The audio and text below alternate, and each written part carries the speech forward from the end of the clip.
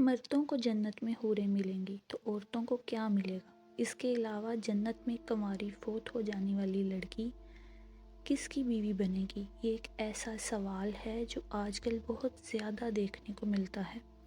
خواتین ہی نہیں، اکثر ہمارے بھائی بھی یہ سوال کرتے نظر آتے ہیں۔ انہی سوالوں کا جواب آج ہم آپ کو بتانے جا رہے ہیں۔ نیک عورت اگر شادی شدہ ہے تو جنت میں اپنے جنتی شوہر کے ساتھ رہے گی اور شوہر کو ملنے والی حوروں کی سردار ہوگی، اور اللہ تبارک و تعالیٰ اس عورت کو ان سب سے حسین و جمیل بنائے گا، اور وہ میاں بیوی آپس میں ٹوٹ کر محبت کرنے والے ہوں گے۔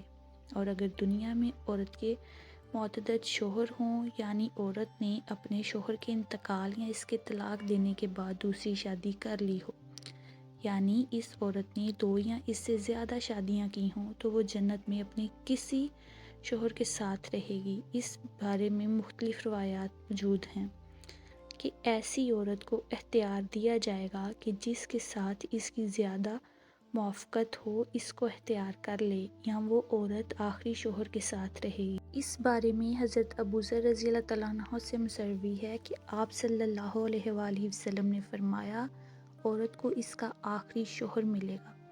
اس طرح ایک اور مقام پر بیان ہوا کہ عورت اس شوہر کے ساتھ رہے گی جس نے دنیا میں اس کے ساتھ اچھا اخلاق کا برتاؤ کیا ہوگا، اور وہ شوہر جس نے عورت پر ظلم کیا ہوگا، اس کو تنگ کیا ہوگا، وہ اس عورت سے محروم رہے گا۔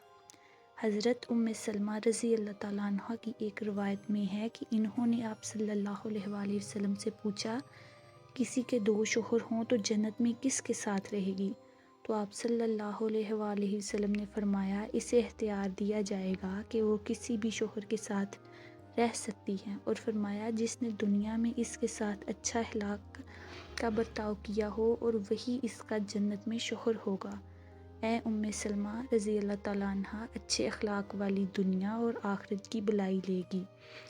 اور اگر عورت کنواری ہو، یعنی اس کی شادی سے پہلے ہی انتقال ہو گیا ہو یا شادی شدہ ہو تو لیکن اس کا شوہر جنتی نہ ہو، تو جنت میں جس مرد کو بھی وہ پسند کرے گی اس کے ساتھ اس کا نکاح ہو جائے گا، اور اگر موجودہ لوگوں میں کسی کو بھی پسند نہ کرے تو اللہ تبارک و تعالیٰ اس کے لیے ایک مرد جنتی پیدا فرمائیں گے۔